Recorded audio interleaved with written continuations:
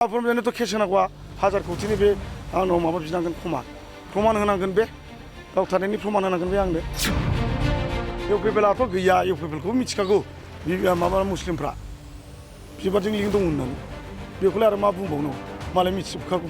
बयबो लिंक दं होनना मिथिखायो खुंग्रि अबयापुरि बङाइगाव सयथा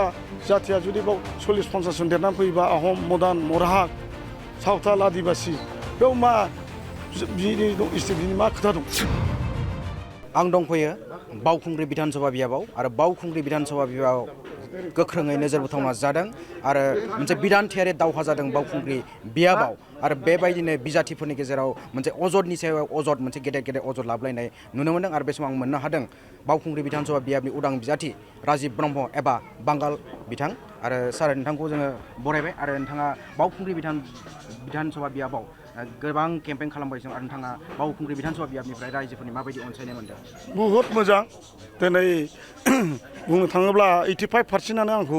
मोजां मोनदों जे जायगायाव थांदों आं पजिटिभ मोनजोबदों खुनु आंखौ रावबो गन्डगल खालामाखै मिटिं खालामनो होदों बयबो बिनि थाखाय रेसपन्सा खोब मोजां आरो दिनैनि दिनाव जुदि माबाफोर जुदि रायजोनि गोसो सोलायबायबा बे आलादा खोथा खिन्थु दिनैनि दिनाव 100% देरहानाया खाथां बावखुंग्रि हिसाबै नोंहा बिजेपि नागारनानै उदां बिजाथि महरै बादायबाय माबायदि बिराद मोजां जादों बर' रायजो आरो मुस्लिम भाइफ्राथ' बिजेपि नागारनो लोगो आखाइ खमनानै गावसोरनो फैनानै नोंहा निदुलि गादारायनांगौ होनना बुंफैदों मिथिबाय आंथ' टिकेटखौबो बिदोंमोन बिपिनिफ्रायबो आं बिनाय जादोंमोन खिन्थु आङो मा होनो मोननाय जायाखिसै आरो आंनोथ' माबायाबो जासिदोंमोन प्रमद बर'आबो बावखुंग्रियाव खिन्थु आं गेलेयाखै बेराफारसेथिं दं एनडिएनि मदद होजानाय बिपिएफनि बिजाथि रुपम राय बे बिथिङाव नोंथांनि बे बिजेपिनि बे मददगिरिफ्रा भटार्स मददगिरिफ्रा माबायदि नोंथांखौ हेफाजाब होगोन बेखौथ' नों दा बिसोर एनडिए थाबाय हिसाबै जेनेबा बिथाङाथ' नोंसोर मिथिखागौ बेथ' फुरा बिजेपिनि केन्डिडेटखा ओंखायनो दिनै बे साहस मोनदों राजिब ब्रह्म बांगालखौ मानसि गावथारदों होनलाबायनायफ्रा माबा इंगित थानो हागौ बे साहस मोनदों नङाबा बे बिटिसिनि जोंनि बर' मानसि मोनब्ला सोरबा मुस्लिम मोनब्ला सोरबा गार' राभा केन्डिडेट बे खोथाखौ रावबो बुङा बे मिथिनानै बा 4 बोसोरनि सिगां मानो बुङाखै मोनसे दिनाव मोनसे गेदेर अजद लाबोदों नोंथांनि सायाव रुपम रायआ मा लाबोदों बेबायदि नोंथांखौ जे आमसुनि बै समनि दैदेनगिरि बे जुदि बुथारनाया लोब्बा दङबा आं केस थायोबा इलेक्सन गेलेनो हायो नामा आं गेलेनो हायोमोन नामा दिनैहाय बियो साननैनि सिगां गावहा जेननायखौ नुहुरखानानै आंखौ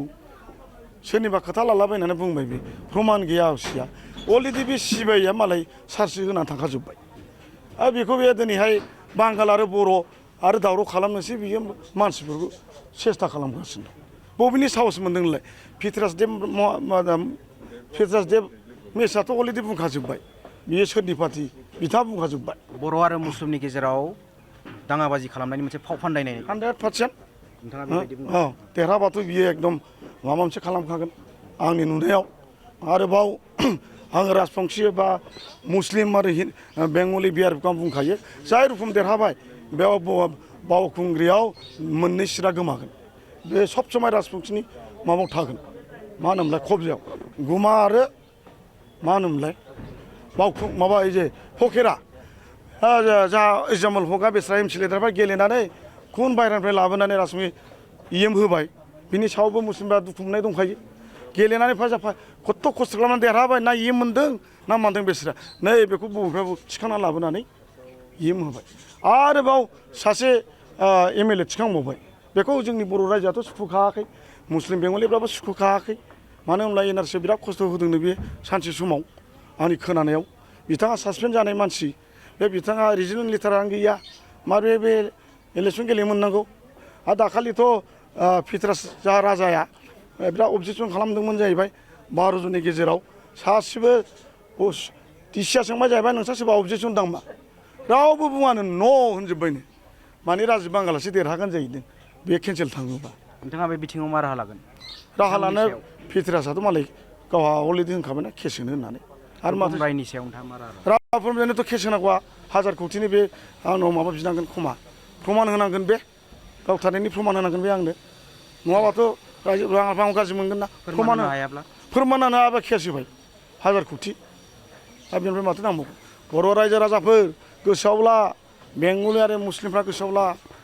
नोंसोर जुदि बे देरहायोब्ला आं बुंगोन बेयाव कमतापुर बिनि मा खोथा दं जेरै लखिमपुराव मिसिं काउन्सिलनि आन्दारावनो बर'फ्रा बिकेडाब्लिउसि मोनदों बाव मोनैनि मा खोथा दं सारायाव फाले गिदिंनानै बिलासपारा गलगन्ज ओमफ्राय मा होनोमोनलाय बावखुंग्रि अबयापुरि बङाइगाव 6था जाथिया जुदि बाव 40-50 जन देरनानै फैयोबा आहम मदान मराहाक सावथाल आदिबासि बेयाव मा बिनि मा खोथा दंलै दाखालिथ' थांबायमोन फाइला बर' रायजोफ्रा बेखौ बुजिगोन ना बुजिया आं मिथिला एन्टिलुक्सारफ्रा आं खावलायहरो आंहा रावबो पार्टि गैया बे नारेंखल बिफांनो आंनि पार्टि ओंखायनो रायजो राजाफोरखौ खावलायहरदों आङो बयबो बावखुंग्रि जेसेबां जाथि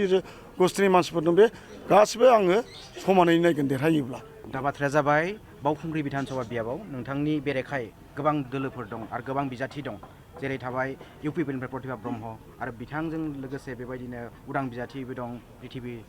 मेस बे बिथिङाव नोंथांनि माबायदि बे मुस्लिमफ्राथ' मिथिखाजोब्बाय बिस्रा माने बिबार होनबाथाय हांगोफोर जायो मिथिबाय दा बिसोरो इन्डियायाव थाबाय नालाय मुस्लिमखौ आं होनखाबायना बिराद गोजौ थाखोनि मानसि बिराद सिन्था खालामनो हायो बिबार जाबाय आवगाव होनदोंमोन ना बिसोरबो बिटिसि बासाव बिजेपि हाथाव दा मारैथो इन्दि जाखो बेखौ मालाय बांगालफ्रा बुजिजोबखाबाय बावआलाय सोर बर होबावनांगौ जाखो जाथिनि पार्टिनि खाथिराव सोरबा सोरबा होगोन बेखौ नङा होमबा बे आलादा जिनिस इउपिपिएलनि बिथिङाव नोंथांनियाव इउपिपिएलआथ' गैया इउपिपिएलखौबो मिथिखागौ माबा मुस्लिमफ्रा बिबारजों लिंक दं होननानै बेखौलाय आरो मा बुंबावनांगौ मालाय मिथिजोबखागौ बयबो लिंक दं होनना मिथिखायो मारै मिथियो बा रायजो सभाखौ मारै मोनखा माबायालाय मा होनोमोनलाय प्रमद बर' साहाबा आरो मारै एमएलए गेलेबावखो बेलाय बा माबा मोनसे गेम दं बेफोरखौ नोंसोरबो आंनिफ्राय बांसिन मिथिगोनलै बांद्राय बुंनो लाब गैला गोजोन्थों